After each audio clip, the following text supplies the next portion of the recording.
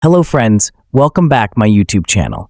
If you want to watch the super hit movie Blue Beetle in full HD, then first of all, give this video a like, and if you are visiting our channel for the first time, then subscribe to this channel. The name of the movie we are going to discuss in today's video is Blue Beetle. So we will give you information about how and where you will get to watch Blue Beetle film officially. Apart from this, we will give you a detailed look at the pre-production, post-production, budget, box office collection, and filming of this movie. A detailed review of the movie will also be given in this video, where we will explain the story of this movie in detail. We will also discuss the cast and casting performance of the movie. Apart from this, information about the music department and technical department will also be given. Because of this video is going to be very interesting and entertaining, so you must watch this video till the end. And if you haven't liked this video yet, then like this video now and subscribe to this channel. So let's start the video. Blue Beetle is a 2023 American superhero film based on the DC Comics character Jamie Reyes' Blue Beetle. Directed by Ángel Manuel Soto and written by Gareth Damián Alcázar, it is the 14th film in the DC Extended Universe, DCEU, produced by DC Films. Xolo Maridueña stars as Reyes, a recent college graduate who is granted superpowers by an ancient alien relic known as the Scarab. Adriana Barraza, Damián Alcázar, Raúl Max Trujillo, Susan Sarandon, and George Lopez also star in the film. Development of a film featuring Reyes began by the end of November 2018 with Damián Alcázar attached as screenwriter. Soto was hired to direct the film in February 2021 for the streaming service HBO Max. Maridueña was cast that August, and the film was changed to have a theatrical release in December. Further casting took place in early 2022, and filming lasted from late May to mid-July at Wilder Studios in Decatur, Georgia, as well as in El Paso, Texas, and Puerto Rico. It is the first live-action superhero film with a Latino lead. Blue Beetle premiered in El Paso on August 14, 2023, and was released in the United States on August 18th.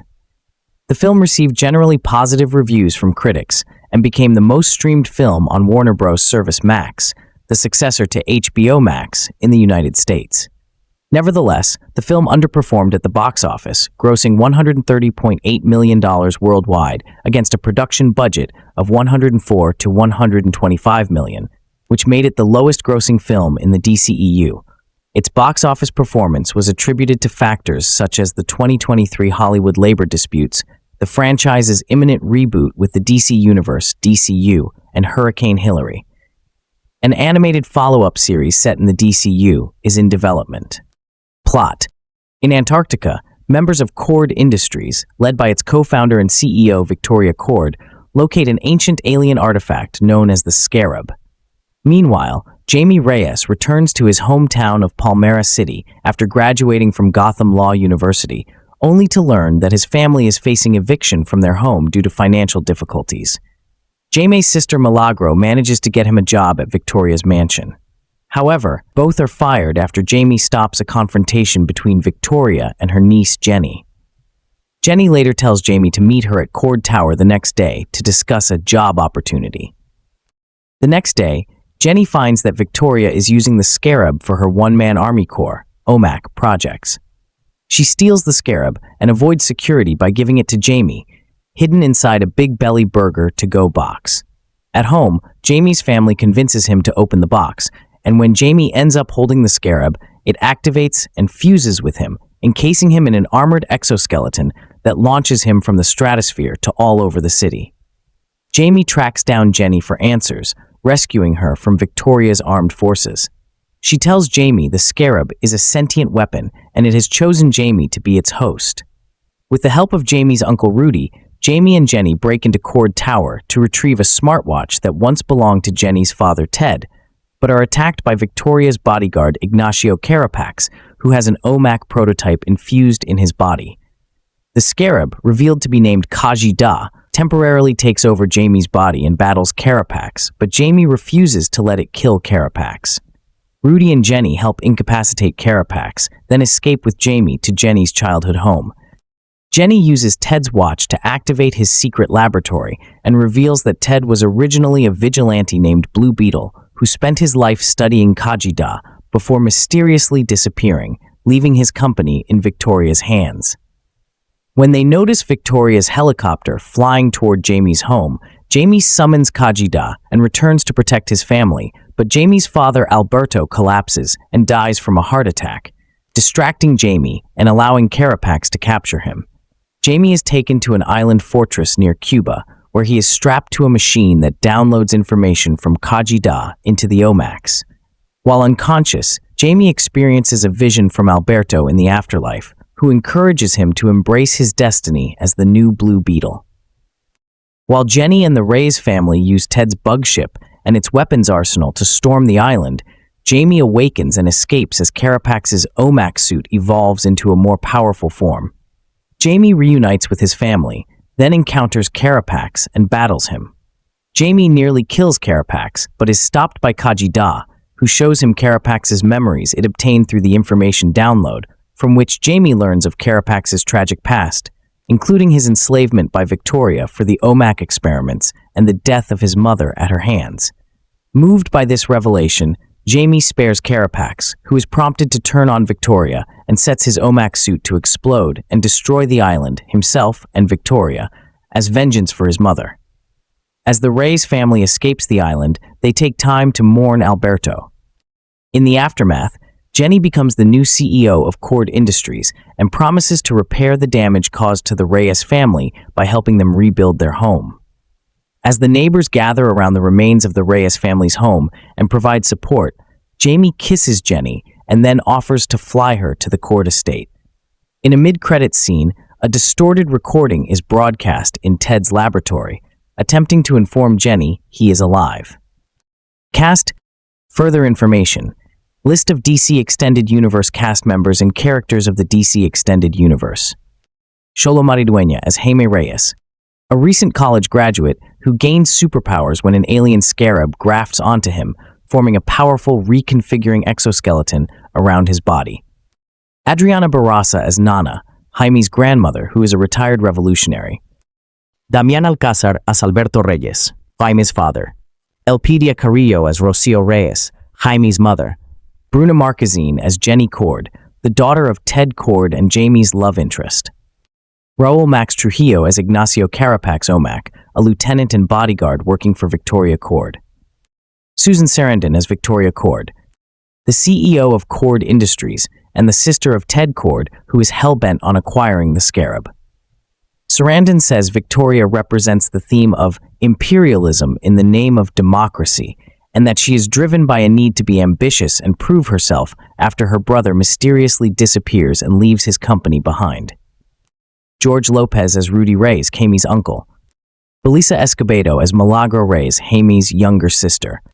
Harvey Guillén as Dr. José Francisco Morales Rivera de la Cruz. Additionally, Becky G provides the voice of Kaji Da, a sentient entity that imbues and controls the scarab, while Bobby McGrother has a voice-only cameo as Ted Cord, a previous Blue Beetle, in the mid-credits scene. Production. Development. Warner Bros. Pictures and DC Films were developing a film based on Jaime Reyes, Blue Beetle, by the end of November 2018, with Mexican-born Gareth Dunnett Alcázar writing the screenplay. Zev Foreman was executive producing the project for Warner Bros., which was set to be the first DC Extended Universe, DCEU, film as well as the first live-action superhero film starring a Latino lead. By December 2020, DC Films was planning to release several mid-budget films a year exclusively on the streaming service HBO Max, rather than in theaters, as part of new DC Films president Walter Hamada's plan for the DCEU, with Blue Beetle listed as one such project in 2021. Puerto Rican director Ángel Manuel Soto was hired to direct the film in February 2021.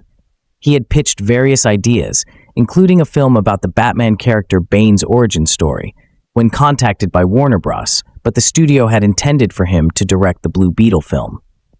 In April, Blue Beetle was included on DC's slate of films that were expected to be released in 2022 or 2023. Soto noted that while the decision to make it a streaming film was influenced by the COVID-19 pandemic, the creative team aimed to make a film suited for the big screen, using IMAX cameras and large-scale world building. John Rickard, the president of production at the Safran company, was producing the film for HBO Max by that August, when filming was expected to begin in early 2022. In December 2021, Warner Brothers revealed that the film would be receiving a theatrical release in August 2023 instead of being produced directly for HBO Max. Though the film was originally intended to be released as an HBO Max exclusive, the studio decided to release it theatrically after they enjoyed Soto's creative vision. In mid-April 2022, Soto and cinematographer Paweł Pogorzelski visited El Paso, Texas, to meet with local artists, muralists, musicians, and historians to understand the feel of the city. Peter Safran was revealed as a producer that October. Having worked on the film before, he was hired as the co-chairman and co-CEO of DC Studios, alongside James Gunn that month. Rickard and Foreman were ultimately credited as the producers. Writing. In October 2021, Soto said Damián Alcázar's script featured the Latino family at its core, while star Xolo Maridueña said in August 2022 that the family aspect of the film and character were inherent to the comics and felt had not been explored as much with other superhero films. Soto emphasized the film's focus on Latino representation, highlighting its central theme of family and cultural identity. He credited filmmakers such as Alfonso Cuarón and Guillermo del Toro for paving the way for Latino storytellers in Hollywood and sought to integrate aspects of Latin American culture throughout the film. Soto and screenwriter Gareth Damián Alcázar, who is from Mexico, incorporated references like Maria la del Barrio and El Chapulín Colorado to reflect shared cultural touchstones. The film also includes historical references, such as the School of the Americas and U.S. intervention in Latin America as part of the backstory for the antagonist, Conrad Carapax. Soto did not want the film to be another story where 15 minutes in, something happens, and 50 minutes later, he's dominating the experience, and by the end, he's saving the world, and instead wanted to explore his growth, saying that he's Reyes not going to save the world yet. He doesn't deserve to yet. Soto and Damián Alcázar had decided to do so by taking a grounded approach toward his character, while exploring his relationship with his family and Kaji Da, the symbiotic alien that provides Reyes' powers. Soto also took inspiration from DC's The New 52 comics and the Mission Impossible and Indiana Jones franchises. The film also features Reyes' family witnessing his first transformation into Blue Beetle. The intention was twofold, as Soto had amusingly felt Latino families were very nosy, while also showing that family is our superpower to some extent. He also described Reyes' transformation as being similar to the works of David Cronenberg, but for kids, and wanted the film to be foo. He also focused on the pronunciation of names in the film, and included a scene in which Victoria Cord called an employee Sanchez, despite it not being his name. The decision to include the scene was to show that Latinos are not a monolith, with Soto further adding that the audience would feel the warmth of Reyes' family and become familiarized with them after the first act. Co-star Susan Sarandon revealed the following month that the film would have several scenes spoken in Spanish, with subtitles being provided. Soto affirmed this, saying the film would feature Spanglish, saying Spanish will be used for scenes that feature elder characters, and also when characters speak from the heart. Soto had also stated that the film would explore Victoria Cord's relationship with her brother Ted Cord. He also stated that the presence of Ted's daughter, his gadgets, and the idea of Ted and Dan Garrett would also impact the film's story, although it would be contextualized through Reyes' perspective.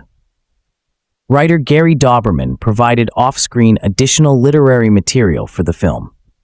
The film is set in the fictional Palmyra City, which was an original creation for the film, rather than El Paso, Texas, as is featured in the comics.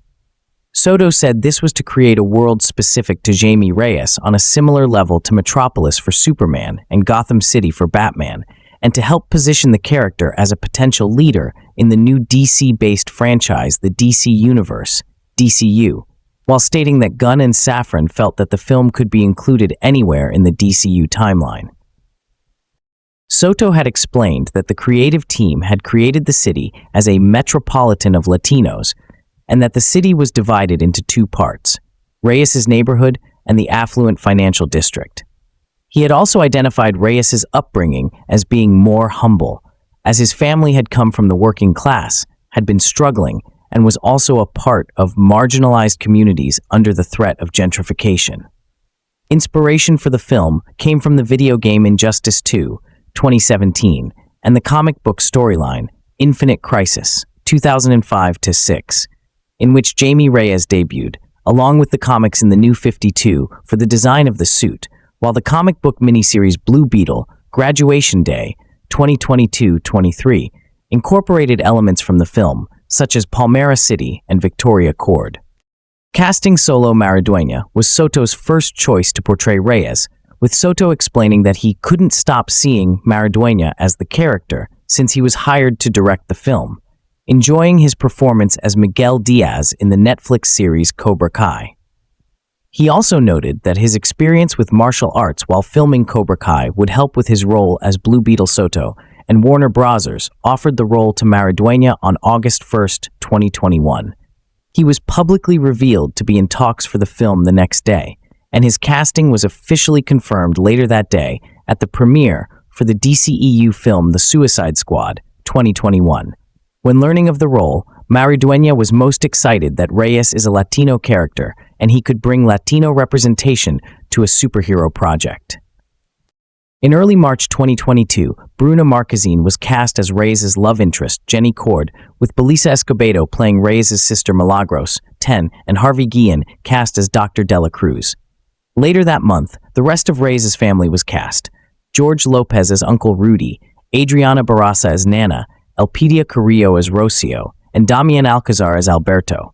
Soto said he wanted to create an authentic Mexican family with real accents and experiences, and also wanted the elder members of the family to be portrayed by beloved Mexican actors from Latin American cinema who had also crossed over to United States cinema and paved the way for members of the younger generation, such as Maridueña and Escobedo. By the end of the same month, Sharon Stone was in talks to play the villain Victoria Cord, an original creation for the film, which was believed to be the wife of Ted Cord, the second Blue Beetle in the comics. Raul Trujillo also joined the cast then as Carapax, the Indestructible Man. In mid-April 2022, Susan Sarandon was cast as Victoria Cord after negotiations with Stone ended. In June 2023, Becky G announced that she would be providing the voice of Kaji Da for the film. Design. Blue Beetle's suit was designed by Maze C. Rubio and the team from 9B Collective. The design team was inspired by artist Cully Hamner's original design of the comic book character and from his appearance in Infinite Crisis No. 3, the Injustice games Young Justice, and Batman the Brave and the Bold. They had difficulty in creating the mask to fit Maridueña's full face, while also allowing him to be emotive, particularly in the mouth area. As such, the team had decided to merge the designs of organic alien technology and insectoid features within his suit. Visual inspiration for Palmera City came from Akira, 1988, Neo Tokyo, 1987, and Miami.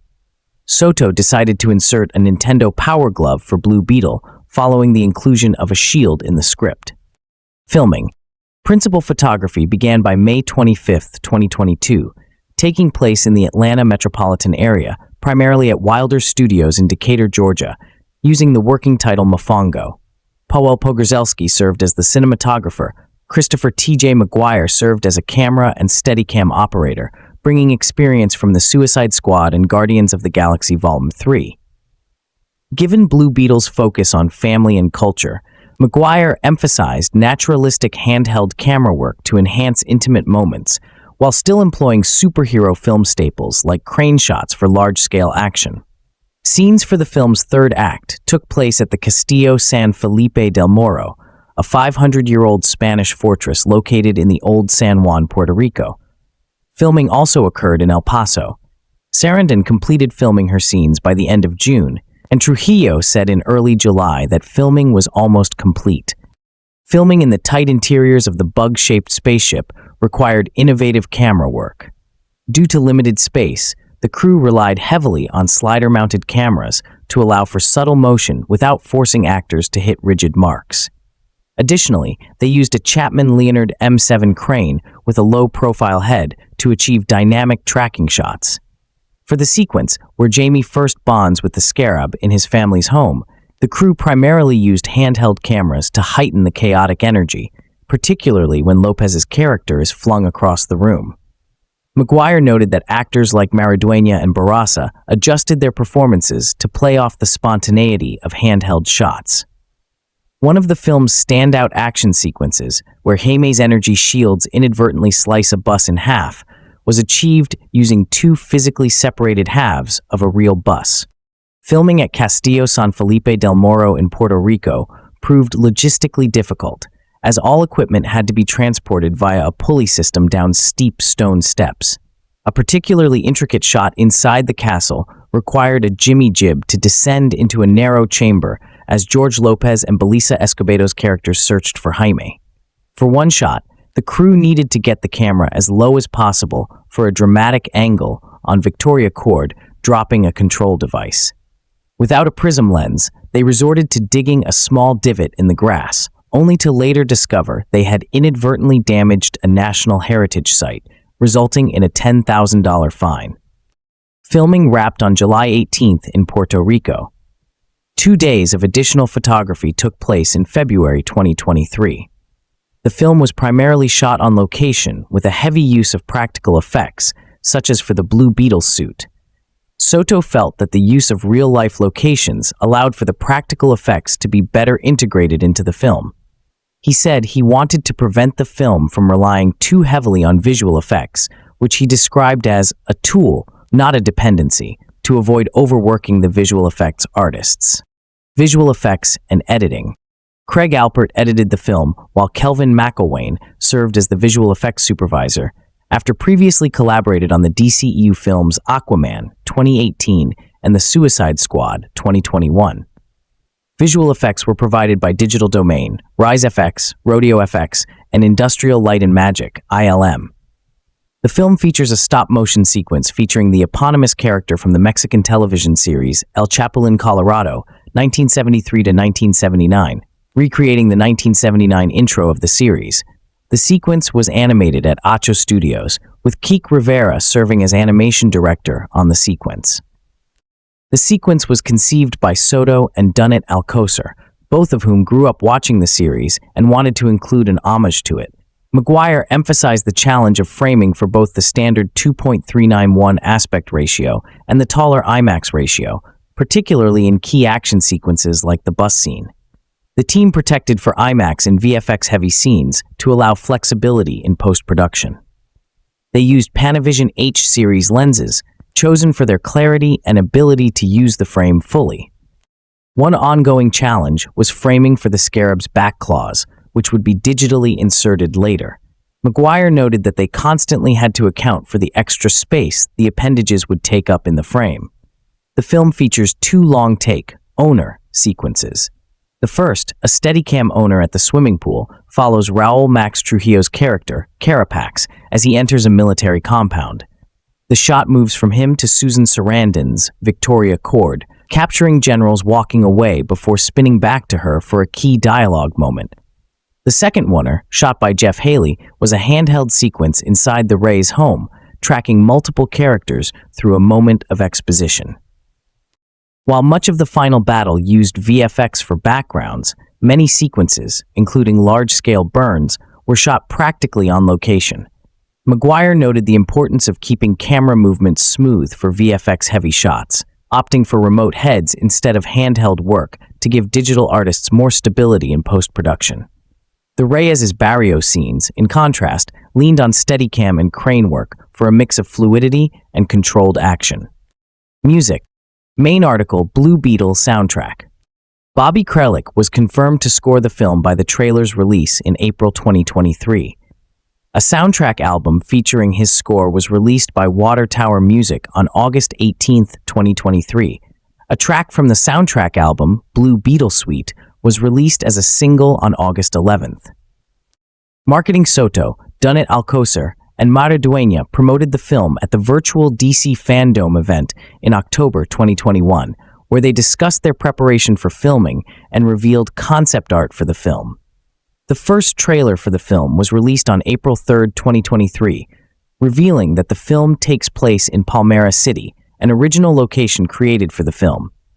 It also showed a first look at the costumes of Dan Garrett and Ted Cord, the previous Blue Beetles before Jamie. The Verge's Ash Parrish thought that the trailer looked fun and stated, "I didn't immediately roll my eyes at yet another superhero flick, so that might be a good sign DC has something decent on its hands." Devan Coggan from Entertainment Weekly thought Lopez comparing Jamie's situation to Batman was an amusing moment, while noting the trailer had posited Jamie's character as being an aimless college grad who's close with his family but a bit directionless. A second trailer was released on July 11, 2023, through Entertainment Tonight. Andy Baybocht, writing for Screen Rant, felt the trailer contained more action scenes than the first and focused on Jamie's relationship with the Scarab. For Empire, James White opined that the trailer's tone was a blend of other films such as Iron Man 2008, Spider-Man 2002, and Spy Kids 2001, and remarked that the trailer promises action over angst. Griff Griffin from Men's Journal felt the CGI in the trailer was better and described the suit as being an insectoid version of Iron Man's nanotech from Avengers Infinity War 2018. However, Kat Bailey from IGN felt that while the trailer offered a more straightforward look at Ray's powers and fan reception was positive, fans were also worried about the film's success due to the critical and commercial failure of DC's previous 2023 films. Warner Bros. Partnered with Toyota to promote the film and the 2024 Toyota Tacoma pickup truck, which is featured in the film. Release: theatrical. Blue Beetle premiered in El Paso, Texas on August 14, 2023, in partnership with the El Paso Times, and had its red carpet premiere at the TCL Chinese Theater on August 15th. Due to the then ongoing 2023 SAG-AFTRA strike, the cast of the film did not attend the premiere, with Soto praising them as heroes. Blue Beetle was theatrically released in the United States on August 18th. In discussing the film's reception, McGuire pointed out the difficulties of releasing Blue Beetle in the wake of Oppenheimer and Barbie, two cultural juggernauts that dominated box office discussions. He acknowledged the impact of lingering COVID-19 concerns and high ticket prices, making audiences more selective about what they see in theaters. The shift away from second-run and discount theaters also meant fewer opportunities for discovery, a change he found unfortunate given the film's unique cultural resonance within the Latino community. Home media. Blue Beetle was released on digital download on September 26, 2023, and on Ultra HD Blu-ray, and DVD on October 31st by Warner Bros. Home Entertainment. The film became available for streaming on Max, the successor to HBO Max, on November 17, 2023, where it debuted as the most streamed film on the platform in the United States. Reception. Box office. Blue Beetle grossed $72.5 million in the United States and Canada and $58.3 million in other territories, for a worldwide total of $130.8 million. It is the lowest grossing film in the DCEU, behind Shazam, Fury of the Gods 2023, and underperformed at the box office. In the United States and Canada, Blue Beetle was released alongside Strays and was projected to gross $25 to $32 million from 3,871 theaters in its opening weekend. The film earned $10 million on its first day, including $3.3 million from Thursday night previews.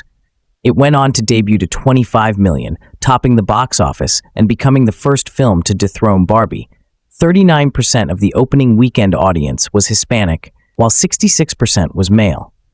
The film's $43 million global opening was described by Variety as one of the softest starts in the history of the DC cinematic universe, which was attributed to two concurrent strikes in Hollywood and a tepid audience awaiting the arrival of Gunn and Safran's DCU slate.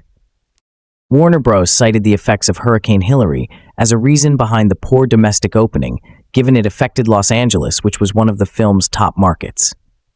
The film earned $12.2 million in its second weekend, a drop of 51%, finishing third behind newcomer Gran Turismo and Barbie. National Cinema Day, a day where movie theaters offered discounted tickets for moviegoers, was credited for boosting the film's Sunday numbers in its second weekend. It earned $7.1 million in its third weekend and a total of $9.4 million during the four-day Labor Day weekend, remaining in third place. Critical response. On the review aggregator website Rotten Tomatoes, 78% of 276 critics' reviews are positive, with an average rating of 6.4/10. The website's consensus reads, led by Xolo Maridueña's magnetic performance in the title role, Blue Beetle is a refreshingly family-focused superhero movie with plenty of humor and heart. On Metacritic, the film holds a weighted average score of 61 out of 100 from 52 critics, indicating generally favorable reviews.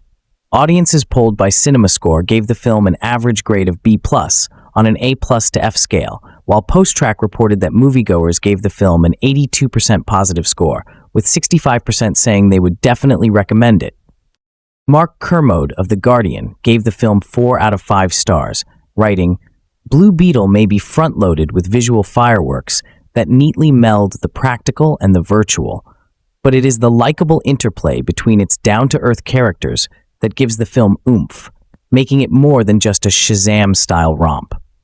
Odie Henderson of the Boston Globe gave the film 3 out of 4 stars, calling it a watchable time waster made better by the actors and the cinematography by Pavel Pogorzelski.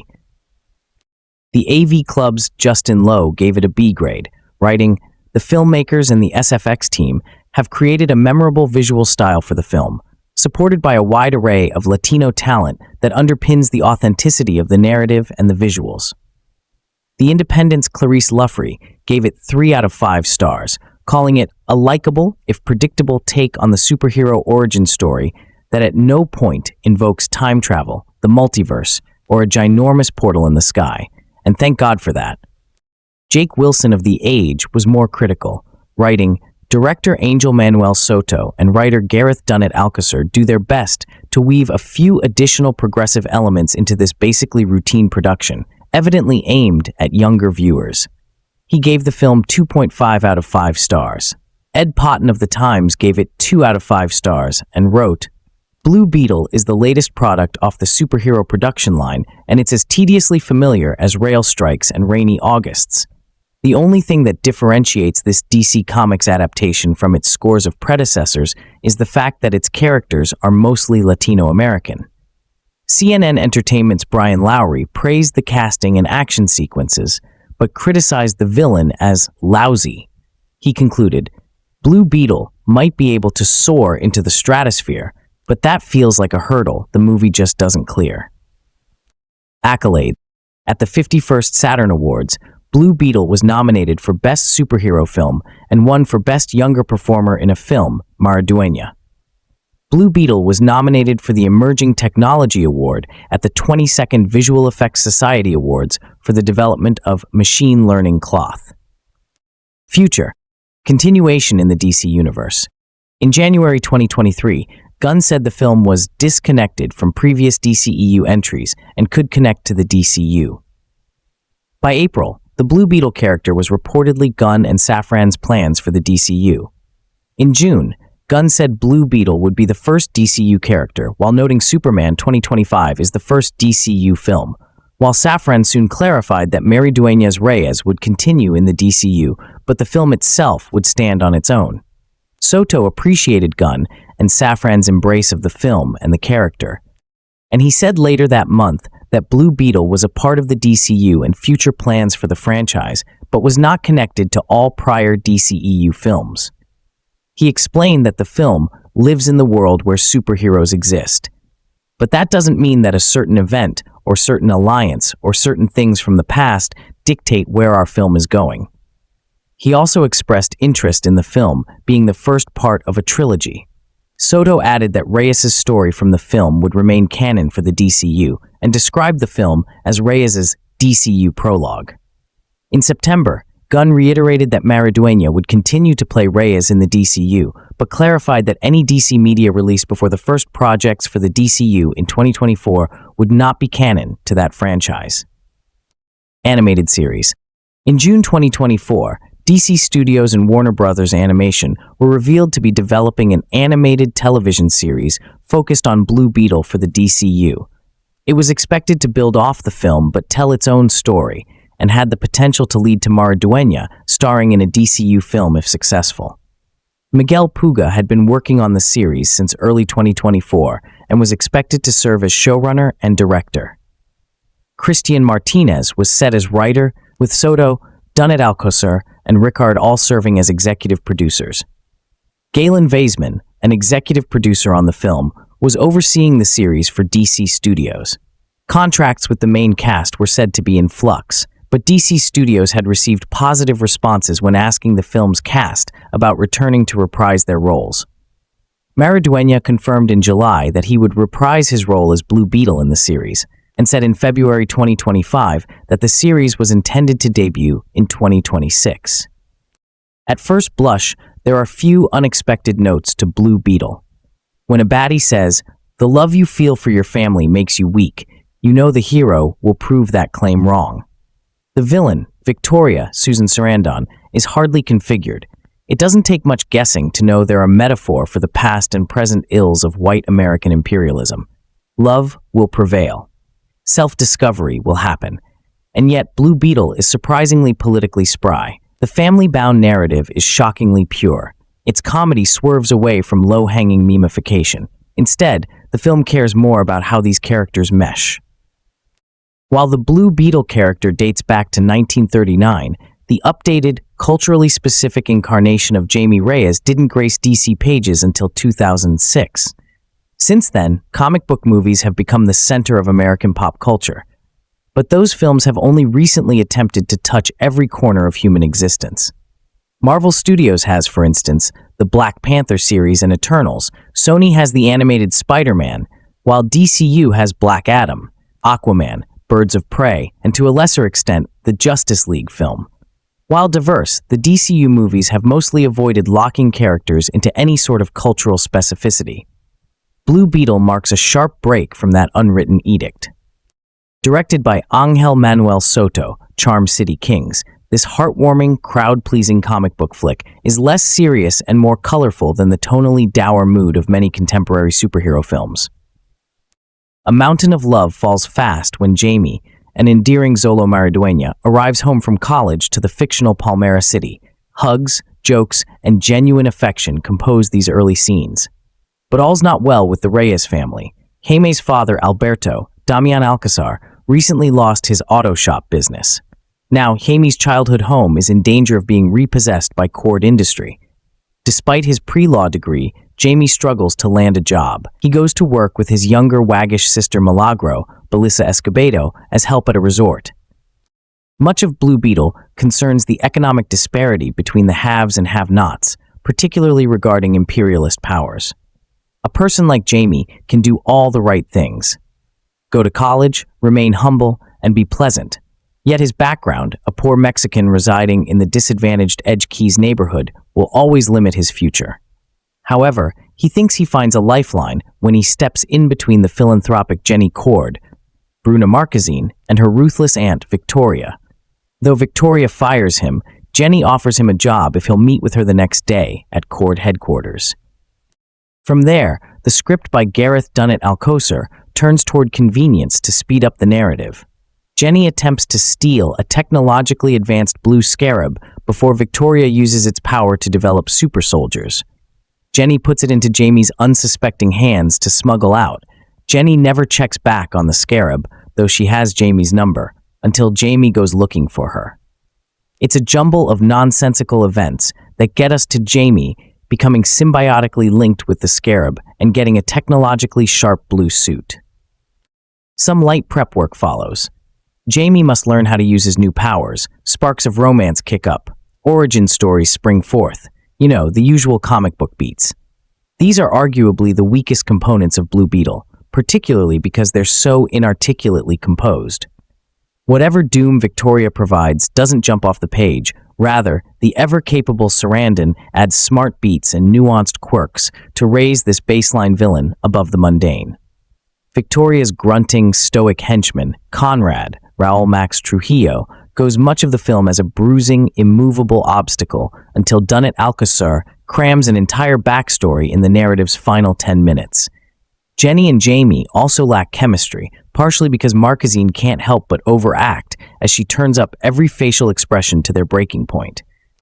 Those shortcomings, however, do not negate what works in Blue Beetle. For one, the script and actors mine culturally specific references to the superhero parody series El Chapulín Colorado and the telenovela Maria Mercedes, keeping scenes alive and fresh. A Vicks Vapor Rub joke left me doubled over laughing.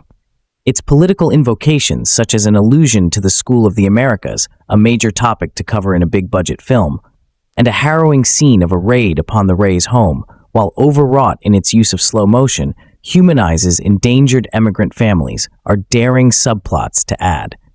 Though the action sequences are unremarkable, they still carry some vigor because of this infectiously entertaining ensemble. Adriana Barraza, Babel, is a walking, talking highlight reel of punchlines, and George Lopez as the conspiracy theorist Uncle Rudy displays a tremendous elasticity, pulling out animated pratfalls and hilarious one-liners with ease.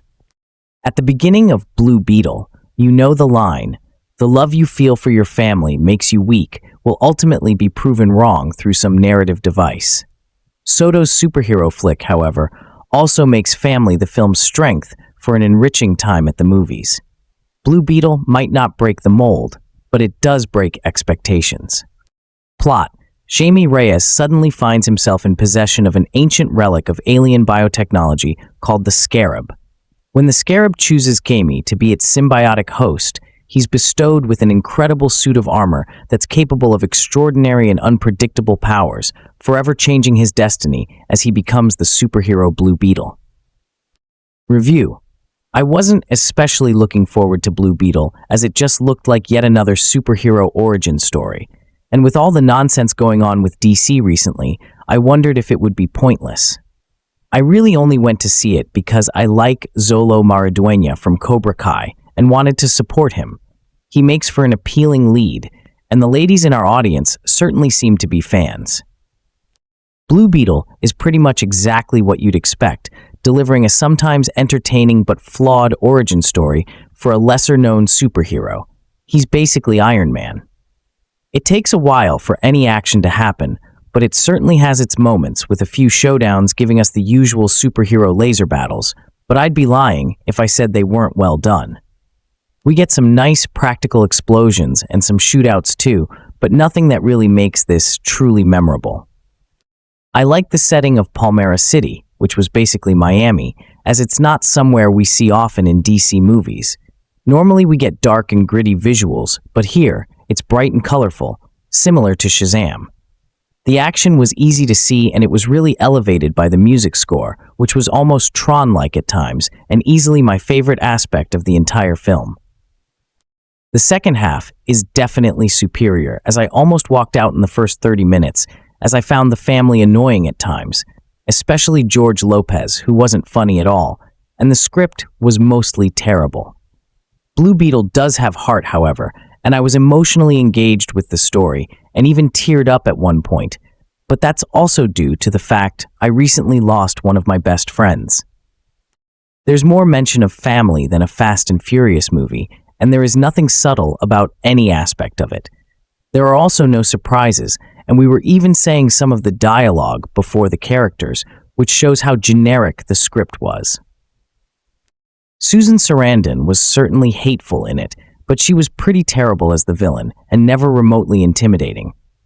I think it would have been better if Raul Max Trujillo as Carapax was the main antagonist rather than the henchman, as he had a fierce presence.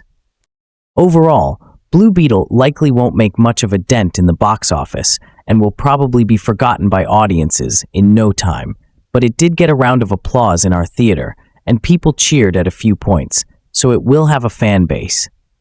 I think it will become a cult favorite in later years, as it's not awful and has some decent action scenes, but there's nothing that ever really stands out in an already oversaturated genre. You can wait for streaming for this one. Cinema-goers could be forgiven for suffering from superhero fatigue of late, with outings such as Black Adam, The Flash, Ant-Man and the Wasp, Quantumania, and Shazam. Fury of the Gods failing to match spectacle with anything vaguely approaching substance. This latest offering from DC, and its extended universe, is a little different, focusing on a believable Latino family whose lively interaction really powers the drama. Directed by Puerto Rican-born filmmaker Manuel Soto, it has something of the anarchic charm of Robert Rodriguez's Spy Kids flicks, albeit welded to the chassis of a franchise-launching DCFX vehicle. Originally intended to go straight to the streaming service HBO Max, Blue Beetle may be front-loaded with visual fireworks that neatly meld the practical and the virtual, but it is the likable interplay between its down-to-earth characters that gives the film oomph, making it more than just a Shazam-style romp. Rising star Xolo Maridueña, best known for the Netflix series Cobra Kai, is excellently cast as Jamie Reyes, the Gotham Law School graduate who returns home to find that his family is destitute, in danger of losing their house. "I'm gonna get the money to save this place," Jamie assures his sister, Milagro, Belisa Escobedo, looking out over Palmera City, the fictional replacement for the comic strips El Paso, Texas. But when the benevolent industrialist Jenny Cord, Bruna Marquezine, offers to help him find a job, Jamie instead becomes welded to a biotechnical scarab, a glowing creature. Is that the new Tamagotchi? That turns him into an armor-plated blue Avenger with a mysterious inner voice. Think Iron Man, but without the option of stepping out of the suit. Wicked warmonger Victoria Cord, Susan Sarandon, had planned to use the Beetle to power her one-man army corps, a range of RoboCop-style weaponized law enforcers. Now she must track down Jamie and extract his newly found superpowers, with inevitably fatal consequences. "We're invisible to people like that," Milagro tells her brother. "It's kind of our superpower," a line that rings through Mexican-born writer Gareth Dunnett Alcázar's script, unexpectedly recalling a key plot point from Wim Wenders' underrated 1997 drama, The End of Violence. Later, when Jamie's family is confronted with the awful realities of their son's predicament, what do you think Cord's gonna do when they find out some Mexican kid has that kind of military tech inside them? Invisibility vanishes, leaving them exposed and endangered. Good job, Grandma Nana, Adriana Barraza, has a revolutionary past. Down with the imperialists, and isn't afraid to get back in the game. "People think crossing the border's hard," says Jamie's Uncle Rudy, George Lopez, a DIY tech whiz who gets machines working by kicking them and who frequently steals the movie. "You know what's hard? The next 20 years. Meanwhile, spiraling CG visuals intertwine with Polish cinematographer Paweł Pogorzelski's sinewy camera moves, ensuring that our eyeballs are kept spinning even as our heartstrings are gently plucked. There's a slapstick quality to the action scenes that fits the film's comedic tone, injecting pathos and humor into sequences that might otherwise descend into smashy-crashy tedium. As for the human mechanoid transformation scenes, they are an alarming amalgam of Venom-style possession riffs from the Marvel Universe and the flesh-and-metal squishiness of Shinya Tsukamoto's Tetsuo, the Iron Man. Nods to Japanese giant monster kaiju flicks and Mexican luchador wrestling movies rub shoulders with good-natured messages about embracing your destiny and standing by your kith and kin, which never descend into the empty platitudes of the Fast and Furious movies. This is, first and foremost, fun, and it wouldn't be half as much fun were it not for the boisterous dinner table vibe that drives the film. Composer Bobby Krlik's score features a bombastic theme reminiscent of John Williams' Imperial March from the Star Wars series, but it is the softer notes that get under the skin and tickle our insides. Though it is not officially launching the DCU, Blue Beetle is a worthy introduction to the first new hero of the rebooted cinematic universe. Written by Gareth Dunnett Alcázar and directed by Manuel Soto, the movie's task is simply to highlight Jamie Reyes as a protagonist everyone wants to root for, something which star Xolo Maridueña makes very easy.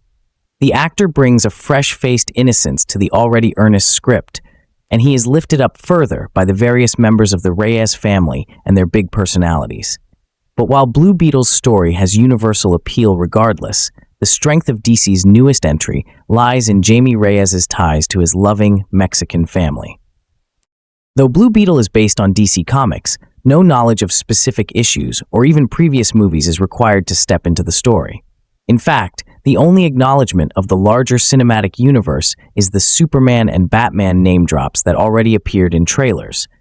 This very much works in the movie's favor, allowing audiences to focus on Jamie himself and the facts of life in Palmera City. From the moment he steps off the plane to return home after college graduation to the sounds of Calle 13's Atrévete Tete, it's clear the movie knows exactly who he is and the culture he comes from.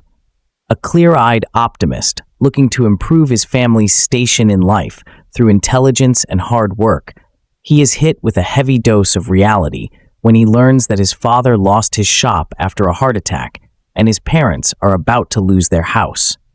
The obvious route for Blue Beetle to take at this point would be for Jamie to come upon the Scarab and wield his newly minted powers in selfish ways to fix his family's misfortunes, but that would be antithetical to the young man he proves himself to be in the first few scenes.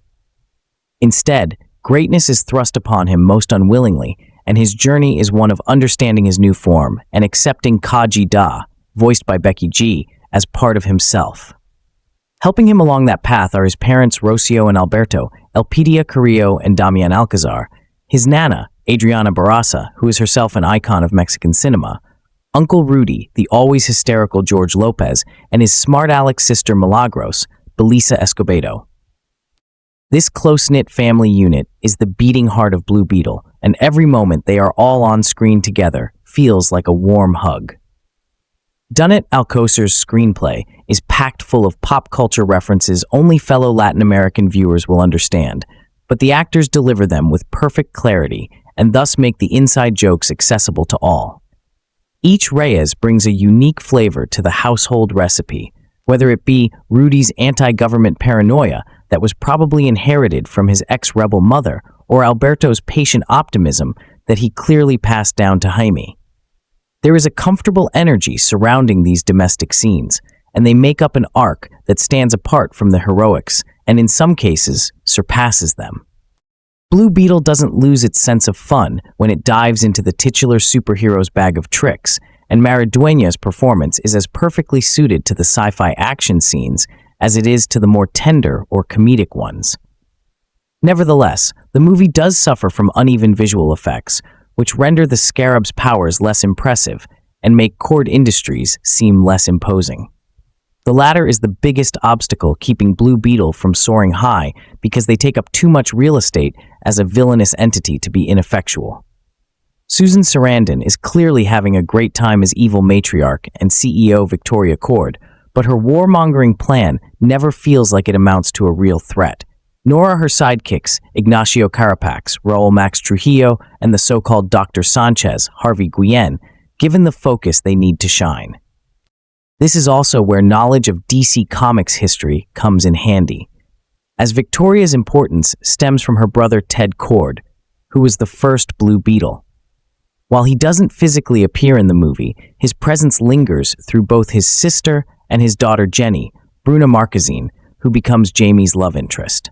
The ideological divide between aunt and niece when it comes to control of Cork Industries could make for an interesting political thriller of its own.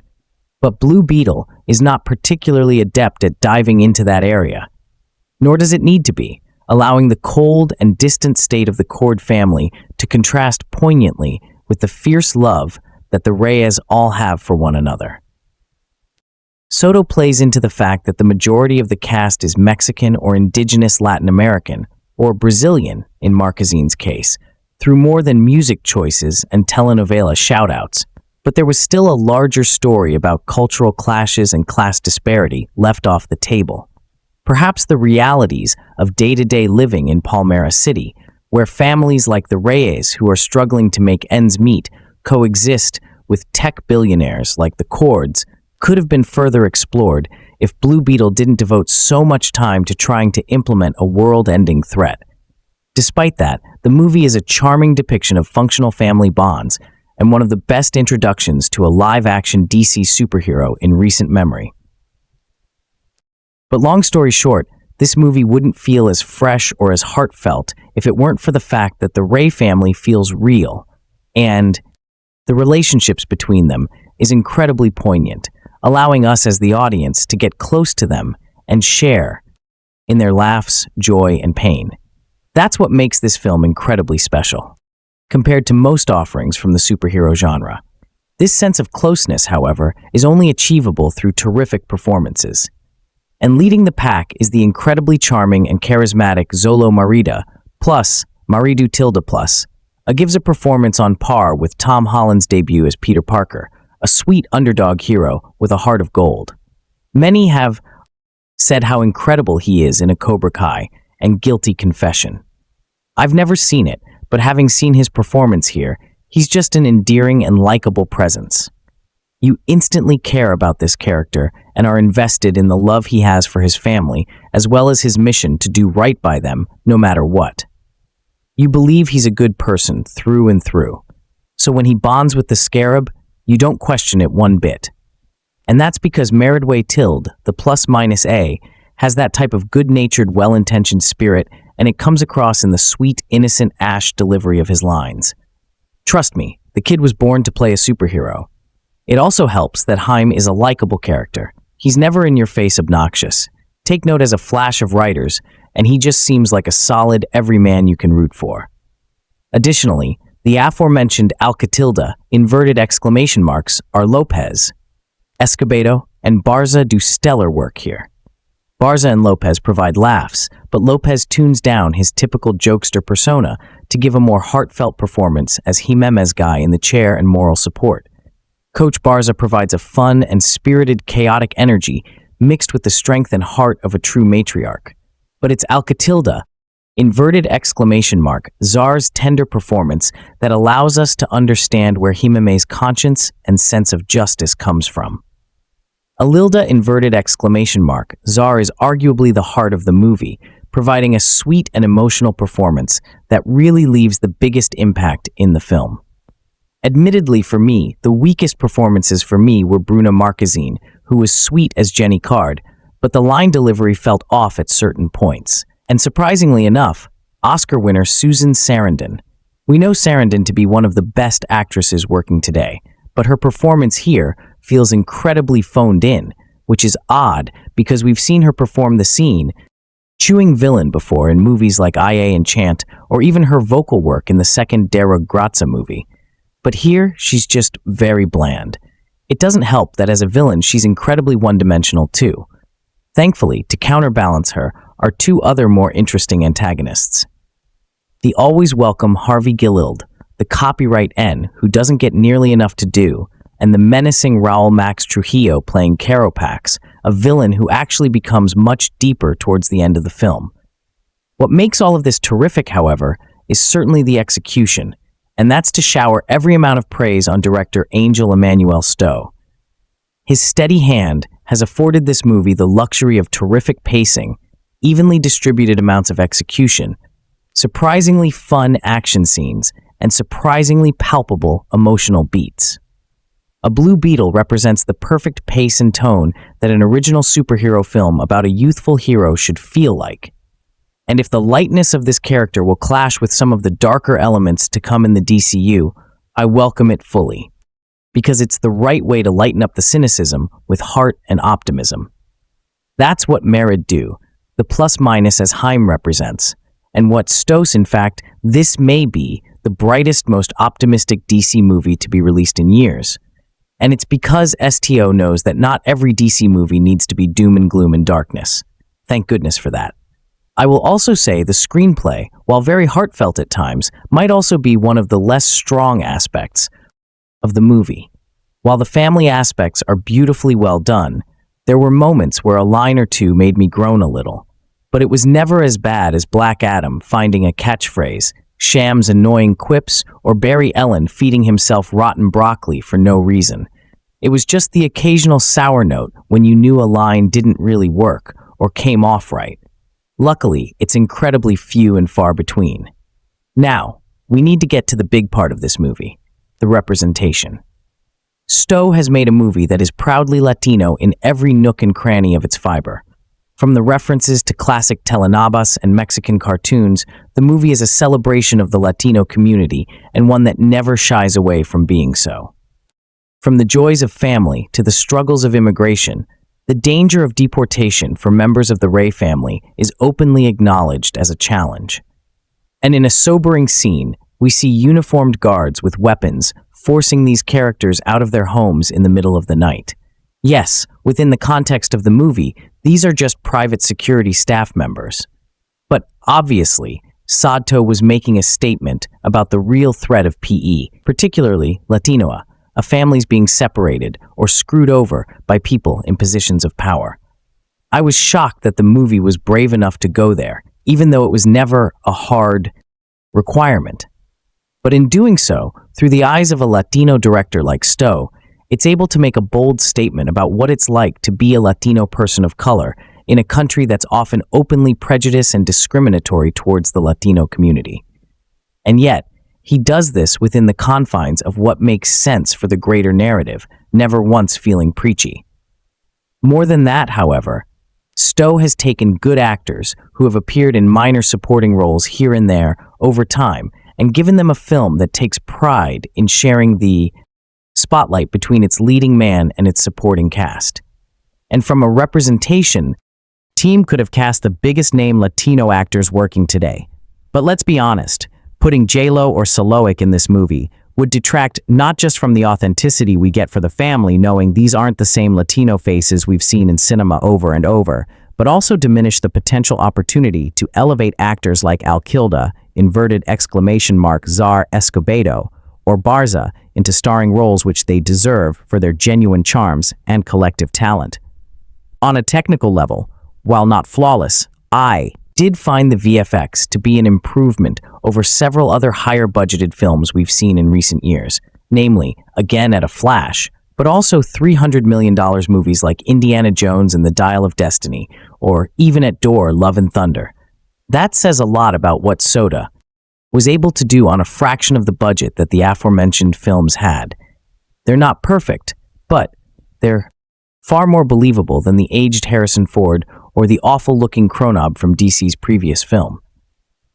After 3 back-to-back with B10 polls, DC has delivered on perhaps its best offering in a long time. Do a Blue Beetle is the movie that they should have been promoting all along, ahead of Fatha Flash and a Black Adam. It is a stellar showcase of Latino representation, but rather than that, a spectacular, heartfelt, endearing superhero story that feels a lot more genuine than much of what we've seen from the studio in a while. I'm going to admit, I don't care for superhero movies. Sure, they can be a lot of fun and be great to watch with an audience that's weirdly devoted to these kinds of movies, but if I see that, there's going to be a superhero movie at my local AMC, the odds of me going and booking a ticket are very low. I simply do not care enough to even attempt dragging myself to a theater because this simply isn't my niche. I don't care for Marvel or DC, which leads me to not get a ton of cultural references, although I am painfully aware of the tropes that end up manifesting in these kinds of stories. I was seeing how people were raving about Blue Beetle on Reddit. And then my sister, who also has an AMC subscription, asked if I would see it with her. That was how we ended up at AMC on a random Sunday night, watching this movie. And then we were massively complaining afterward about the people who were in the movie theater with us. There was an entire family to our right, and they had a small boy who would not stop talking. When they would try to feebly discipline him and say, "Stop talking," he would start talking louder. It was an entire time, and it became annoying the longer it went, and now he did eventually stop talking, though.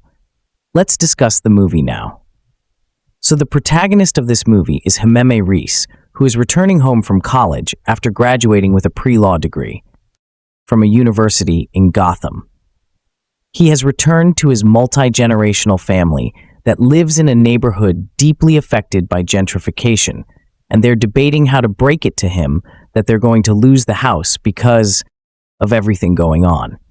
But because Jaime also does not have a job, his sister helps land him a job at a mansion where he snoops on a conversation between Victoria, the current head of card industries, and Jenny. There's quite a bit of tension between the two, but when Jaime and his sister are caught in the house, they're fired on the spot by Victoria. Jenny promises Jaime a job, and the next day he ends up heading to card industries to try and see if she's going to keep that promise. But Jenny has snuck into the lab and steals the scarab, which was minded in the opening scene because she knows that her aunt Victoria is going to use the scarab for military intervention and basically screwing up the world. Jenny puts it in a fast food container and gives it to Jaime, and when he returns home with it, his family bullies him into opening the daft container. They don't listen to the warning to not touch the scarab, and when it lands into Jaime's hands, it's them in the scene that comes after this. So once he's back to normal, he seeks out Jenny to ask what the heck just happened. But Jenny is being hunted by Victoria's men. So when the family brings Jenny into their fold, what ends up happening is that Jaime, Jenny, and his uncle Rudy, they broke into the HQ of Kurt after finding out the scarab is a weapon and they have no idea how to get it out of him. They steal something from the building that once belonged to her father, and they barely manage to escape her uncle's bodyguard. The trio ventures to Jenny's father's old home that is now abandoned, where they learn that they cannot get it out of Jaime unless he dies. Music Bobby Krilica was confirmed to score the film by the trailer's release in April 2023. A soundtrack album featuring his score was released by Water Tower Musica on August 18, 2023. A track from the soundtrack album, Blue Beetle Suite, was released as a single on August 11th. Marketing Store and Maridu Ailda, Plus Minus, promoted the film at the virtual DC Fan Dome event in October 2021, where they discussed their preparation for filming and revealed concept art for the film. The first trailer for the film was released on April 3, 2023, revealing that the film takes place in Palmer City, an original location created for the film. It also showed a first look at the costumes of Fad Dan Gerada and a Ted Card. The previous Blue Beetles before, Hema Varisa Ash Parrish thought that the trailer looked fun and stated, "I didn't immediately roll my eyes at yet another superhero flick. So that might be a good sign DC has something decent on its hands." Dion Kogan from Entertainment Weekly. I thought Lopez comparing Jaime's situation to Batman was an amusing moment, while noting the trailer had posited Jaime's character as being an aimless college grad who's close with his family, but a bit directionless. A Con trailer was released on July 11th, 2023 through Entertainment Tonight. Andy Backed, writing for a Screen Rant, felt the trailer contained more action scenes than the first and focused on Jaime's relationship with the Escarab, A4 Empire. James White told that the Spider-Man 2002 and a Spy Kids 2001 and remarked that the trailer promises action over an A. Griff Griffin from a Men's Journal felt the CGI in the trailer was better and described the suit as being an insectoid version of Iron Man's Anatic Roma Avengers Infinity War 2018. However, Kat Bailey from Magna felt that while the trailer offered a more straightforward look at Rey's powers and fan reception was positive, fans were also worried about the film's success due to the critical and commercial failure of DC's previous 2023 Toyota Tacoma, a pickup truck, which is featured in the film released Blueberry to premiere Dina El Paso Texta Zampon August 14, 2023, in partnership with the El Paso Times, and had a red carpet premiere at the TCL Chinese Theatre on August 15 due to the Thengat. 2023's SAG-AFTRA strike, the cast of the film did not attend the premiere, with Sode to praising the Masheros. Blue Beetle was theatrically released in the United States on August. In discussing the film's reception, Maguire pointed out the difficulties of releasing a Blue. He acknowledged the impact of lingering ACA-9A concerns and high ticket prices, making audiences more selective about what they see in theaters. The shift away from second run and discount theaters also meant fewer opportunities for discovery, a change he found unfortunate given the film's unique cultural resonance within the Latino community. Home media Blue Beetle was released in a digital download on September 26, 2023, and an Ultra HD Blu-ray. A Blu-ray ended on October 31st by Warner Bros. Home Entertainment. The film became available for streaming as the successor to HBO Max on November 17, 2023, where it debuted as the most streamed film on the platform in the United States. Reception.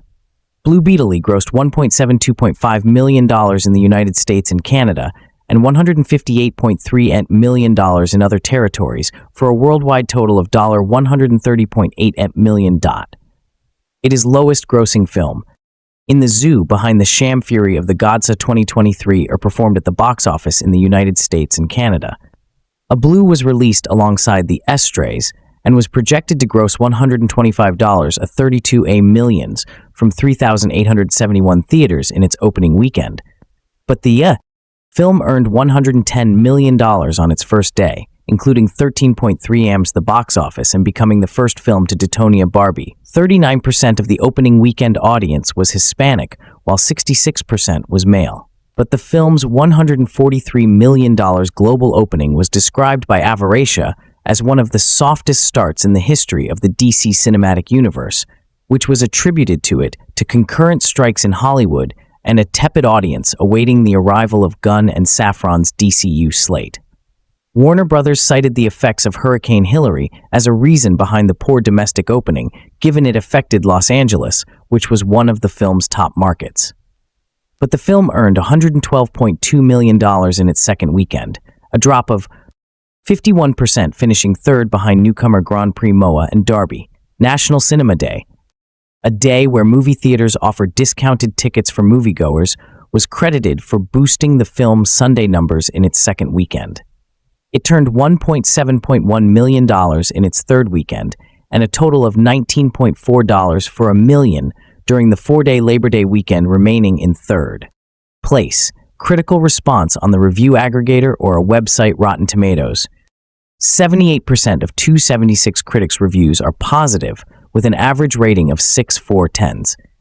Website's consensus reads led by Xolo Maridueña plus/minus as magnetic performance in the title role. A Blue Beetle is a refreshingly family-focused superhero movie with plenty of humor and heart. Not a critic. The film holds a weighted average score of 61 out of 100 from 52 critics, indicating generally favorable reviews. Audiences pulled by. Asinascaria gave the film an average grade of B+ on an A+ to F scale. Billy Post-Tricker reported that moviegoers gave the film an 82% positive score, with 65% saying they would definitely recommend it. Mark Germadio Guardiana gave the film 4 out of 5 stars, writing, Blue Beetle may be front-loaded with visual fireworks that neatly meld the practical and the virtual, but it is the likable interplay between its down-to-earth characters that gives the film oomph, making it more than just a sham-style romp.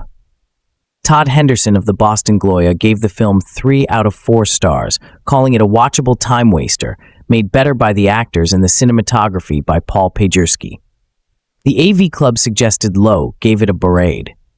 Writing, the filmmakers and the SFX team have created a memorable visual style for the film, supported by a wide array of Latina talent that underpins the authenticity of the narrative and the visuals. The independent Slarice Lowry gave it 3 out of 5 stars, calling it a likable, if predictable, take on the superhero origin story that at no point invoked time travel, the multiverse, or ginormous portal in the sky, and thank God for that. Jake Wilson of Fa the AIA was more critical, writing, Director Angel Manuel Stowe and writer Gareth Denal Koser do their best to weave a few additional progressive elements into this basically knee production, evidently aimed at younger viewers. He gave the film 2.5 out of 5 stars. A Dead Pot of Fa gave it 2 out of 5 stars and wrote, Blue Beetle is the latest product off the superhero production line, and it's as tediously familiar as rail strikes and rainy Augusts. The only thing that differentiates this DC Comics adaptation from its scores of predecessors is the fact that its characters are mostly Latino American. But CNN Entertainment's Brian Lau repraised the casting and action sequences, but criticized the villains lousy, he concluded. Blue Beetle might be able to soar into the stratosphere, but that feels like a hurdle. The movie just doesn't clear accolades at the 51st Saturn Awards. A Blue Beetle was nominated for a Best superhero film and won for a Best Younger Performer in a Film. Maridueña, tilde, plus minus A. Blue Beetle was nominated for the Emerging Technology Award at the 22nd Visual Effects Society RDS for the development of machine learning cloth future in January 2023. Gunn said the film was disconnected from previous Z entries and could connect to the DCU by April. The Blue Beetle character was reportedly part of Gunn and Safran's plans for the DCU. In June, Gunn said Blue Beetle would be the first DCU character, while noting a Superman of 2025 is the first DCU film. While Safran soon clarified that Maridueña 8 plus minus as Reyes would continue in the DCU, but the film itself would stand on its own.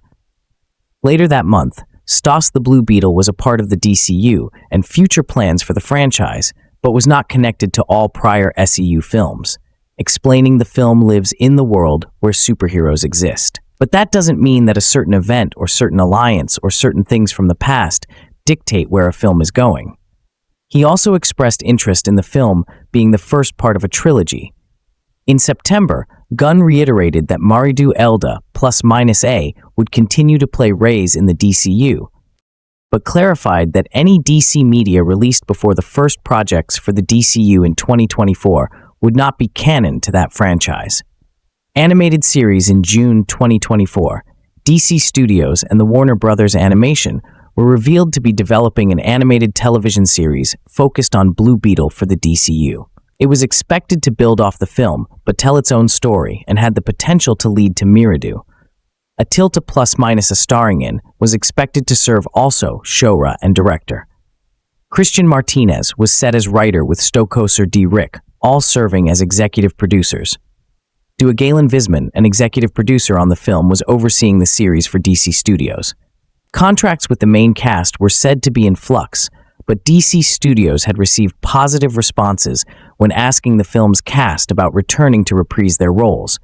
Me due to the plus minus a confirmed in July that he would reprise his role as Blue Beetle in the series, and said in February 2025 that the series was intended to debut in 2026. I wanted to like a Blue Beetle A, and I still do. This is the kind of movie that has so much underdog energy, it's hard to not to root for it. It's directed by, and stars almost exclusively a Barrow-American people, is based on an obscure but beloved comics character with real potential and comes from DC, which I can't seem to stop putting out flops and see the Batman, my wrestling, up a few friends to come see. It felt partly like a charity effort to silly, I know, but it felt like a film that deserved it and did it well. Yes, and number. The first thing I need to tell you about a Blue Beetle is that the script is terrible. Almost every line that comes out of the character's mouth sounds like it was recycled from a dozen other movies without a hint of lampshading or irony.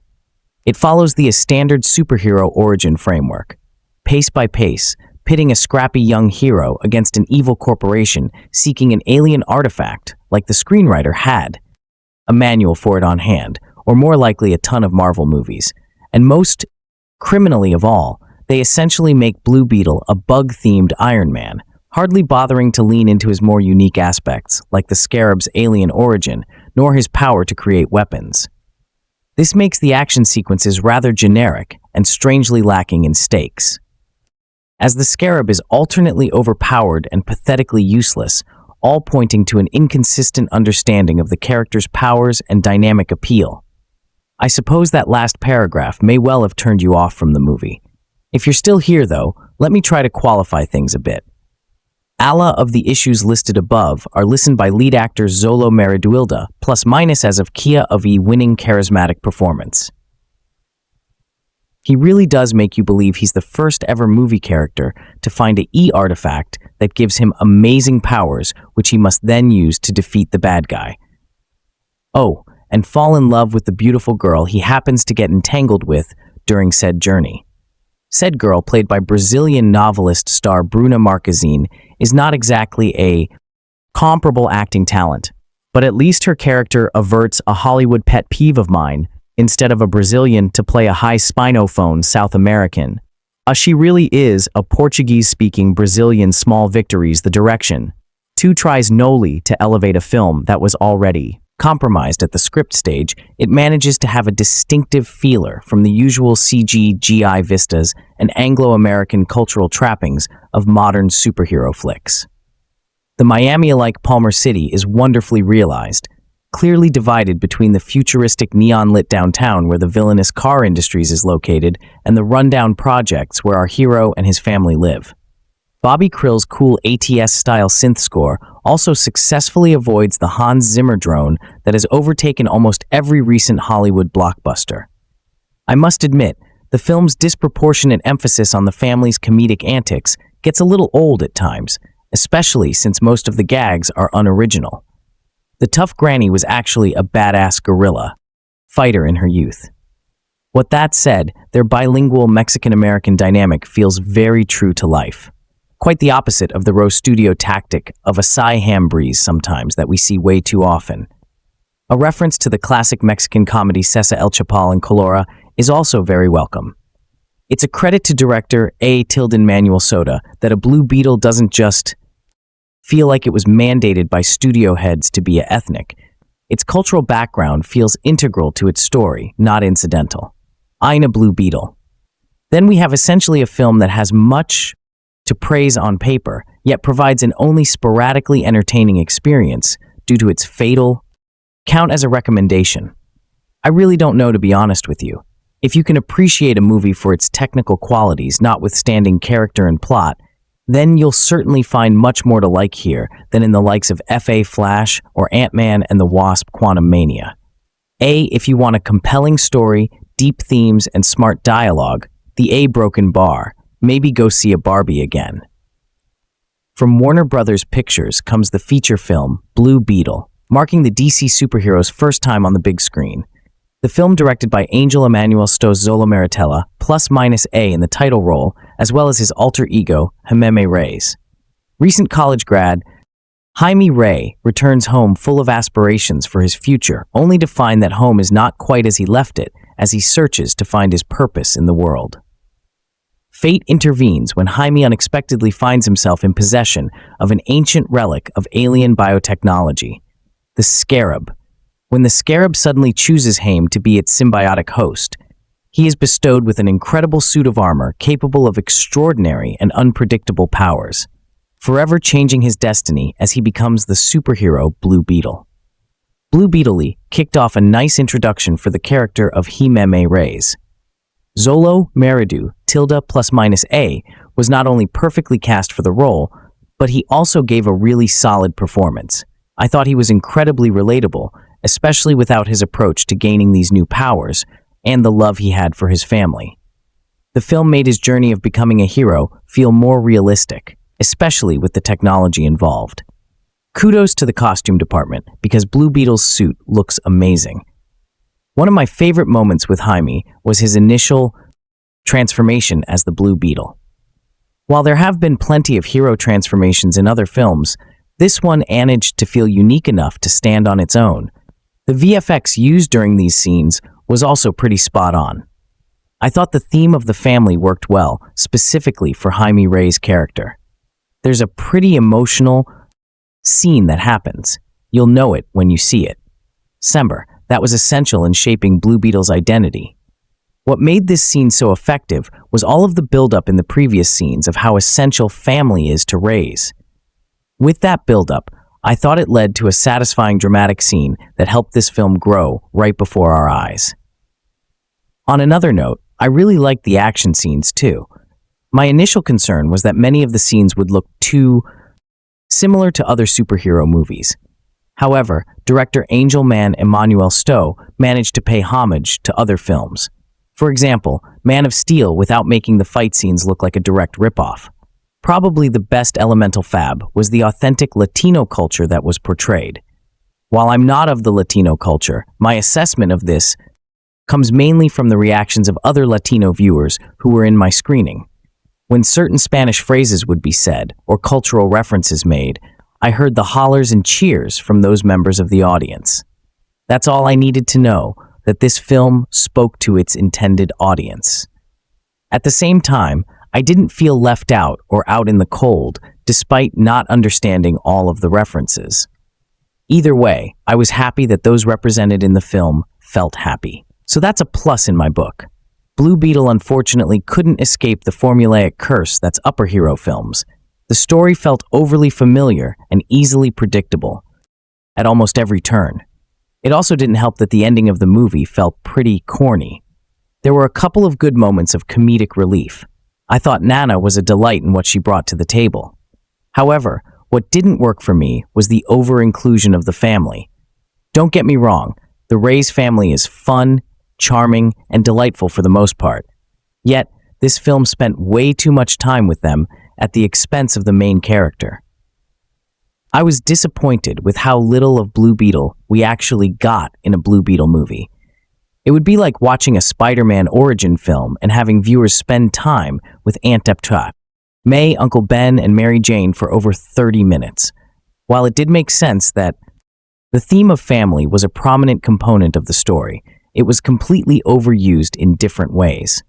From the dialogue, constantly reminding people how important family is, to the excessive use of the supporting family characters, this family theme had the same energy as a Fast and Furious movie. The issue is that after the first act of the film, the family aspect got so repetitive that it almost became annoying. I found myself saying in my head, okay, I get it. Family is important. The film simply could have benefited from more subtext with the family stuff. At the same time, the family's home is attacked by Victoria's men. It catches on fire and Haim comes to the rescue, but he is eventually ought by Victoria and kidnapped for experimentation. His father dies as he's eyeing taken away, and the grieving family and Jenny decides to rescue Hami from the clutches of evil. So with Victoria's people in high, the life force is being seeped out of him. As Victoria wants to use the Scarab's energy to build an army using Jenny's father's birth. DIY weapons, Hamem's family breaks into the compound he's being held in. As Hamem has a vision with his dead father and wakes up in reality, still alive, he breaks free. But Victoria's bodyguard ends up having his energy and can evolve into a greater form, and he's willing to kill anyone who gets in her path. When Sanchez lets Haim free, he ends up being killed, and the family ends up having to race out there. In one final epic battle with the bodyguard, it ends when the bodyguard realizes he too was a victim of Card and takes Victoria out with him. The family decides to start over with Jenny's help, and in the mid-credit scene, it's revealed that Jenny's father is still alive. I think Blue Beetle could have been a great movie, but it lacked a ton of necessary elements to make it an awesome superhero movie. My sister complained about how the love between Jenny and Haimi was non-existent, and that they had no chemistry at all. But our common complaint was that a lot of the information presented in the movie is just kind of thrown at you. There's no explaining or backstory throughout the movie, and it kind of forces you to just go along with what's happening, which simply didn't work.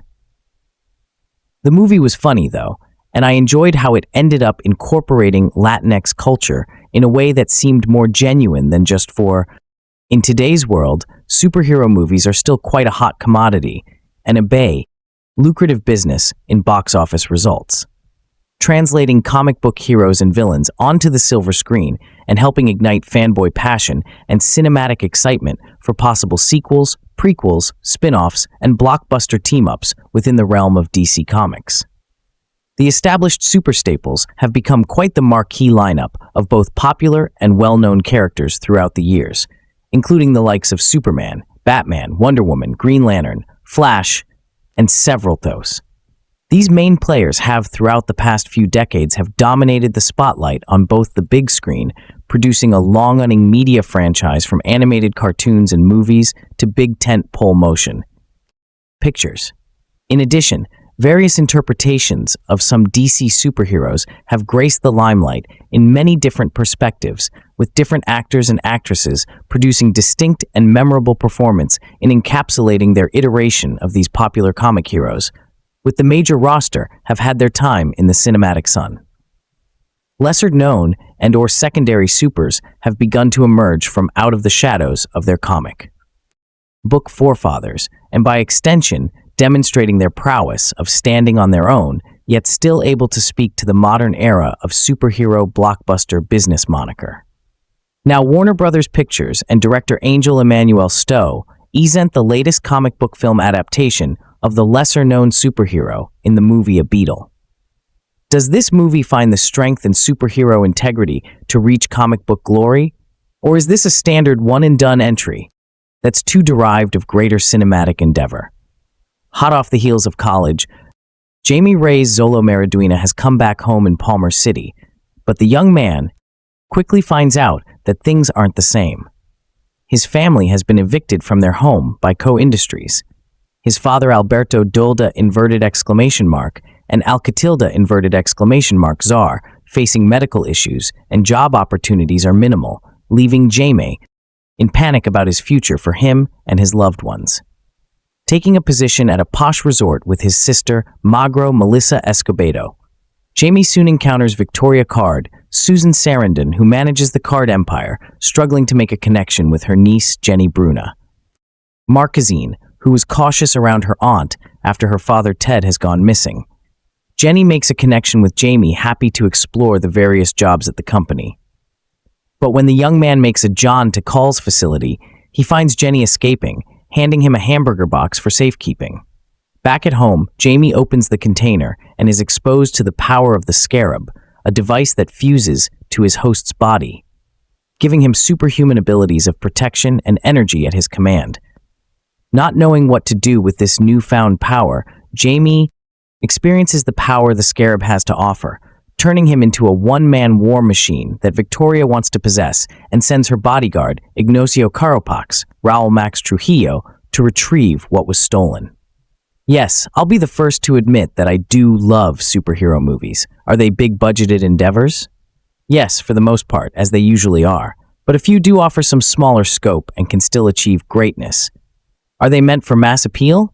Most definitely. And while that isn't a bad thing, it does cater to a very broad audiences, that is young or old, casual moviegoer, die-hard fan, and certainly makes sense for studio to offer this as well, paving the way for them, the studios, to pay for their other projects in the works that year. In the case of DC Comics, they have indeed had a long celebratory run on the silver screen. While they have experienced and triumphs on their smaller screen venues and mediums, film adaptations on the big screen have been big business for the MEP comic book company and have seen a wide variety of superheroes that have appeared in theaters and spanning multiple franchises continuities. Of course, the various Batman movies are perhaps the biggest cinematic franchise that DC, Warner Brothers has pushed out, with several actors, Keaton, Kilmer, Clooney, Bale, Affleck, and Patterson, as well as the likes of Superman and Wonder Woman. There have been others, of course, but the main roster of the so-called main players have always been the staples of the franchisee broken bar, the faces of DC Comics. Thus, it was kind of interesting to see some new blood surface on the small screen with the KO-verse and how it expanded from one show to multiple shows. Of course, not all of those shows were created and well-received equally. I think that it expanded too quickly, but I guess it was striking gold while it lasted. Yet, it also showed that viewers wanted to see more lesser-known DC characters, which may have prompted the studio to generate interest for other projects.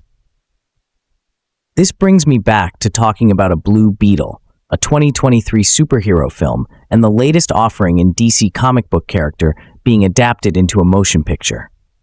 Given the natural state of everything going on with DC's film adaptation and the recent shakeup of Gunn Safran as the new overseers for the DC movie lineup, the future for the established Sills, ambiguous and tough road ahead, with 2023's a flasher resetting the board and changing around, translating from the zoo to the DCU. Everything was being shuffled around, including the release of Fab Blue Beetle, which was scheduled to be released on Max, or rather the former HBO Max streaming service. At the time, I wasn't so interested in seeing the movie as there wasn't a whole lot of news and tidbits, especially with a relatively unknown superhero character that wasn't a part of the mainstream lineup. However, it was soon decided that the film project would be upgraded and moved from the streaming platform to get an official theatrical run-in cinema. After that, while there was a whole lot of marketing campaign made for this movie, A criticism that was made by many I did see a huge amount was the film's movie trailers. I mean, a broken bar. I saw it every time I went to the movies, and it didn't matter what film I saw. It could be an action, drama, comedy, horror, animated, period piece, etc. I always saw the previews for Blue Beetle, which definitely got me more intrigued by this movie. It didn't strike me as something new or original from the previews alone, but I was interested to see characterizations would differ from the already established DC characters of late. Thus, I was interested to see how this movie would ultimately pan out, and so I decided to check it out during its opening weekend. I waited a week or so to get my review done for this superhero feature, for I did have several other small, non-movie projects to complete first. So with those done, I'm finally ready to share my personal thoughts on this movie. And what did I think of it? Well, it was somewhat good. In truth, the Blue Beetle is a return to basics formula that is rooted in the classic superhero origin tale that both works and doesn't at the same time. It gets more right than it is wrong, and that's a good thing, but lacks the cinematic cup pedigree that other endeavors were able to achieve and ultimately reach. Overall, it's not the best DC film adaptation of late, but with plenty of charm, representation, and a simpler story, it definitely works better than, say, something like He, a Black Adam, Sham, Fury of the Gods, or even a Wonder Woman 1984. Blue Beetle is directed by Angel Emmanuel Stowe, whose previous directorial works include such films like He of A. Previous past work on these projects, as well as directing several short films, makes this particular movie his most ambitious endeavor to date. With that in mind, I think that Stowe certainly succeeded in doing a pretty decent job in helming this superhero film. Perhaps the most interesting one that immediately comes to mind is how everything about Blue Beetle feels like it's going back to basics, which in hindsight is kind of a good thing. With so many superhero movies nowadays going for a much grander and elaborate blockbuster feel in both scale and scope, does something quite different from the status quo and goes back to the basic fundamentals of what makes a superhero movie. It's a bit of a double-edged sword at times. More on that below, but Stowe manages to make a Blue Beetle feels like a more grounded superhero film. Everything about the project is stripped down to the primary aspects, which is quite refreshing, with so staging events in a fun way that doesn't feel like dire situation. What do I mean? Well, the movie doesn't revolve villain on claim the universe or multiverse for his own. The story is pretty straightforward, which complements the classic superhero origin tale of a young man. The action in the film I thought was good for the most part. Yes, some of the film's visual effects were a bit muted and didn't have an incredible standouts like other endeavors out there, but given the movie's production budget, I felt it achieved some decent moments. What's presented works, and gives us the viewers plenty of superhero fun and action sequences, which certainly do make for some highlighted moments of the movie. Personally, I liked all the different weapons that Suit was able to create, which provided some unique action that I loved. One of the more interesting acts that Stood does with a Blue Beetle is found within its cultural representation and how it becomes part of the film's pedigree throughout. With so many superhero endeavors coming out every single year, it's a bit refreshing to see that a film like this, taking a particular stance for some representation on the big screen, and not just have a Latino main lead character, but also showcases other members of his family who are also a part of the cultural familiars. Yes, some dialogue, moments, and scenes are a bit on the nose and stereotyping to a certain degree, but it definitely plays a part of the film's genetic makeup that makes it worthwhile. With so many studios out there pushing for inclusion and representation, a Blue Bay takes the step forward and shows the importance of family as a unit, as well as anyone can be a hero. A broken bar regardless of ethnicity, race, or social class. All in all, I felt that Stowe did a pretty decent and good job in helming this project. He gets some things wrong, but what he gets right proves to be quite effective, making a Blue Beetle an enjoyable ride that is a tad refreshing in the grand scheme of the cinematic universe shakeup for its presentation. A Blue Beetle looks pretty good, yet also meets the industry standards for a superhero film.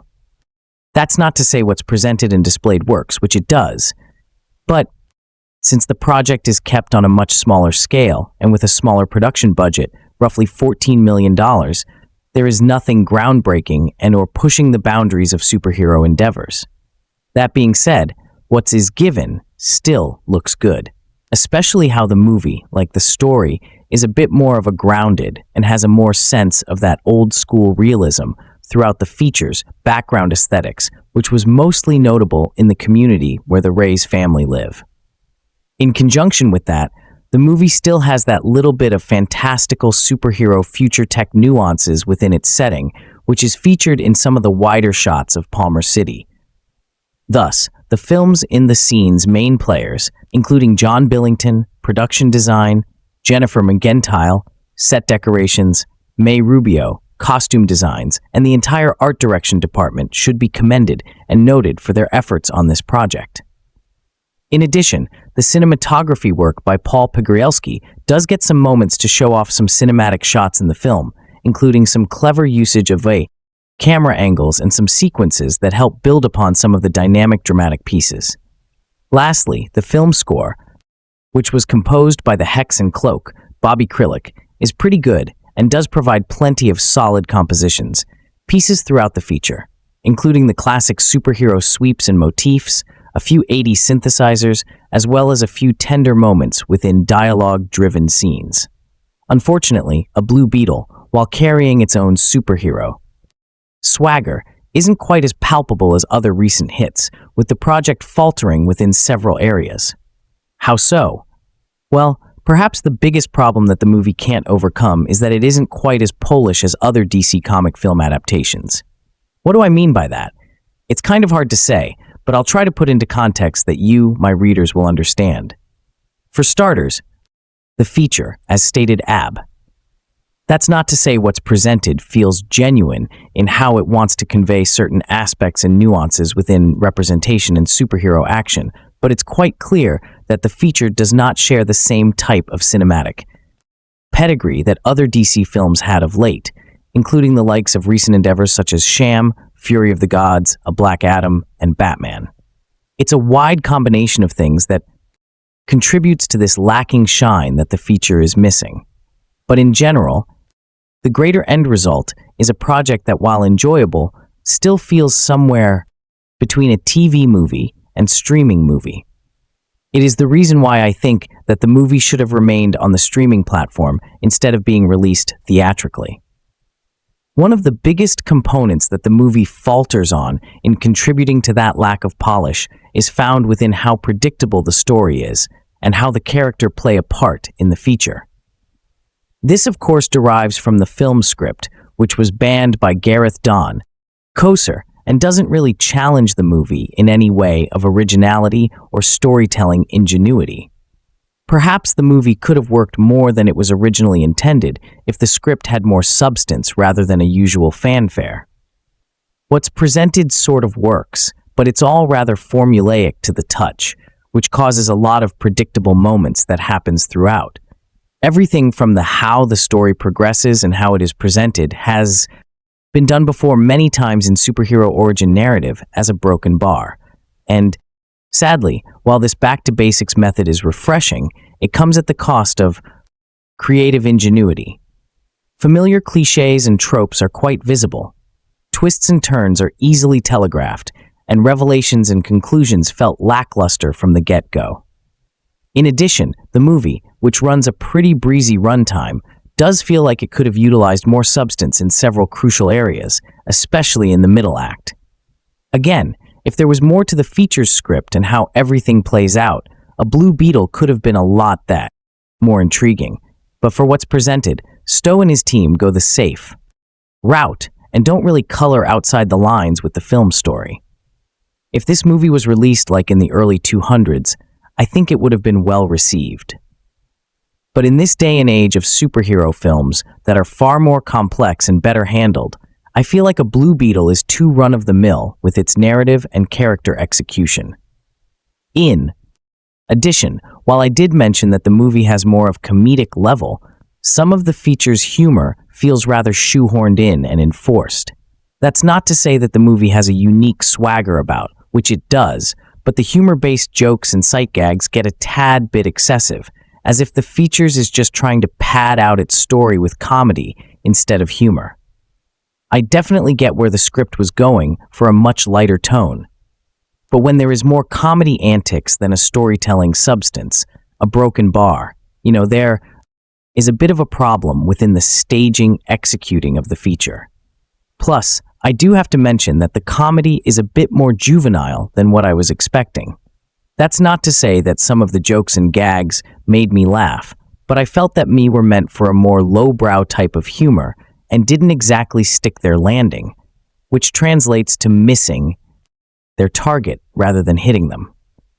As a minor complaint, I felt that the movie left a lot of scarab lore in the Blue Beetle backstory, including mostly in Jenny's dad, Ted Card, out in some vague exposition scenes that don't have much weight and or left unanswered by the time reaches its conclusion. I'm sure more details and explanations would be revealed in the potential sequels and latter films, but there is a lot left to be desired in those backstory elements that the movie script didn't address properly. It's almost like the mystical rings from a Shanghai and the legend of the 10 rings with the 10 constructs acting as a catalyst for the feature, yet each proper explanations and left a mystery by the end. I do want to know more about the Scarab Kaji Day and its origins, but the movie script doesn't seem quite interested in explaining those points. A broken bar. Not right away. At least as mentioned above, the movie is more of character-driven feature rather than a story plot. One with the cast of the Blue Beetle up to the task of making their representative roles a bit more animated, dynamic in a few areas, and larger than life, which is both a good and bad thing. While the acting is competent and capable from all the talents involved, I did feel that the characterizations of them are more of the garden variety cookie cutter, which hampers them throughout. Leading the charge in the film is actor Xolo Maridueña, who plays the film's central protagonist character, Jaime Rey, known for his roles in A Parenthood, A Cleopatra in Space, and A Cobra Kai. Maridueña is starting to become a recognizable actor, appearing his participation and involvement in this movie is indeed a welcome one, as the young actor easily slides into the role of Jaime Reyes with enough charisma and energy throughout. As stated above, the inclusion of a cultural representation is paramount and is the bread and butter for the feature, which makes the casting of Maridueña in the lead role of a superhero film all the more enjoyable. And some information about it. How do you like our today's video? Please let us know by commenting. And if you like this video, please like it, share it, and forget to subscribe to our channel. Thanks for watching.